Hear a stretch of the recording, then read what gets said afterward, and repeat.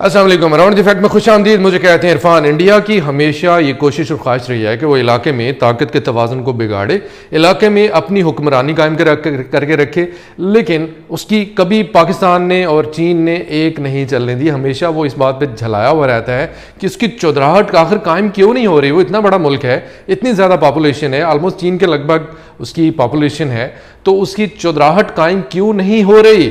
تو اس بات کا اسے ہمیشہ سے دکھ رہا ہے, کمپلیکس رہا ہے, اور وہ ہمیشہ طاقت کے توازن کو بگاڑنے میں رہا ہے, ہمیشہ جدید سے جدید ہتھیار وہ حاصل کرنے کی کوشش میں رہا ہے. اب سٹوری یہاں سے شروع ہوتی ہے, کہانی یہاں سے شروع ہوتی ہے کہ تاجکستان کے صدر پاکستان تشریف لائے. امام علی رحمون ان کا نام ہے, امام علی رحمون. تو وہ پاکستان آئے. جو ہی ان کا طیارہ پاکستان کی فضائی حدود میں داخل ہوا تو پاکستان کے JF-17 تھنڈر انہوں نے طیارے کو اپنے حصار میں لے لیا اور ایک پروٹوکول کے ساتھ پاکستان کی سرزمین پر اتارا. دونوں ملکوں کے مابین یہ بڑا زبردست ایک تعاون کا سلسلہ شروع ہو چکا ہے. تاجکستان کے صدر پاکستان کیوں تشریف لائے؟ کیونکہ ان کو ہتھیار خریدنے تھے. ہتھیار پاکستان سے ہی کیوں خریدنے تھے اس کی بھی میں کہانی آپ کو بتاتا ہوں کیا ریزن ہے. انڈیا سے کیوں نہیں, کسی اور ملک سے کیوں نہیں.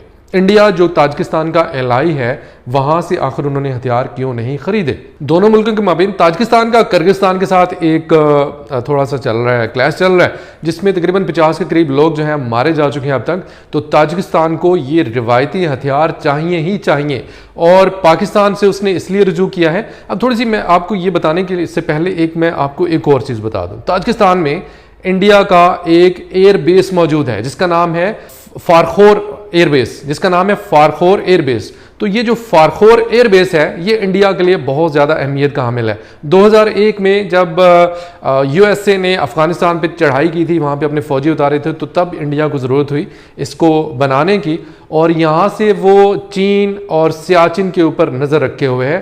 اب تاجکستان کے صدر پاکستان آئے ہیں. ایک اور بڑی زبردست بات ہے, وہ میں آپ کو بعد میں بتاتا ہوں. تاجکستان کے صدر پاکستان تشریف لائے ہیں, ہتھیاروں کا انہوں نے معاہدہ کیا ہے, ہتھیار خریدنے کا انہوں نے اعلان کیا ہے, وہ پاکستان سے ہتھیار خریدنے جا رہے ہیں. تاجکستان کو انڈیا نے ہتھیار کیوں نہیں فراہم کیے؟ اب ایک اور انٹرسٹنگ سٹوری. 2012 میں جو تاجکستان ہے اس نے انڈیا کو باقاعدہ نوٹس دیا کہ بھائی اپنا جو ہوائی اڈہ ہے اس کو خالی کرو اور اپنے ملک جاؤ, کیونکہ آپ نے وعدہ کیا تھا کہ آپ یہاں پہ ڈیولپمنٹس کریں گے, آپ یہاں پہ اپنی انویسٹمنٹ کریں گے, انفراسٹرکچر جو ہے اس کو بہتر کریں گے, لیکن آپ نے کچھ بھی نہیں کیا. اس لیے آپ اپنے گھر جائیں, آپ اپنے گھر تشریف لے جائیں. تو انڈیا کو یہ نوٹس ملنے کے بعد انڈیا نے اس پہ ان کو تھوڑا سا مذاکرات دوبارہ کیے, لیکن بہرحال قصہ مختصر, یہ جو فارخور کا ہوائی اڈہ ہے یہ سٹل انڈیا کے پاس ہی ہے.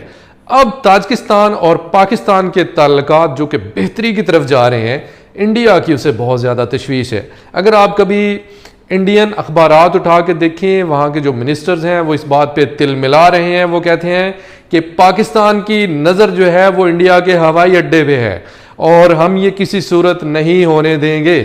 یہ انڈیا کے جو اخبارات ہیں اور جو انڈین آفیشلز ہیں وہ اس بات پہ انہوں نے ایک شور و غوغا ڈالا ہوا ہے. وہ کہتے ہیں کہ جی نہیں, کسی صورت پہ اب جو تاجکستان ہے اس کو تاجکستان کی اکانومی اتنی بہتر نہیں ہے کہ وہ دنیا کے دوسرے ممالک سے ہتھیار خرید سکے, تو اور دوسرے ممالک جو ہیں اس کو فیسیلیٹیٹ کرنے پہ بھی تیار نہیں ہے due to some influence of India. اور دوسرا تو ابھی پچھلے دنوں جو روس کے صدر کی آمد تو بھی ہونی ہے, لیکن ان کے وزیر خارجہ جو ہے پاکستان آئے ہوئے تھے, اور روس اور پاکستان نزدیک آ گئے ہیں, پاکستان اور تاجکستان قریب ہونے جا رہے ہیں. تو انڈیا کو اس بات کی تکلیف ہونی تو بنتی ہے نا. تو خیر دیکھتے ہیں کہ یہ اونٹ آگے جا کے کس کروٹ بیٹھتا ہے. پاکستان کے یقیناً یہ جو سفارتکاری کی مہم ہے, سفارتکاری پاکستان کی بہت زبردست جاری ہے, اور انڈیا کا تل ملانا بنتا ہے. بہت شکریہ. خدا حافظ. پاکستان زندہ باد.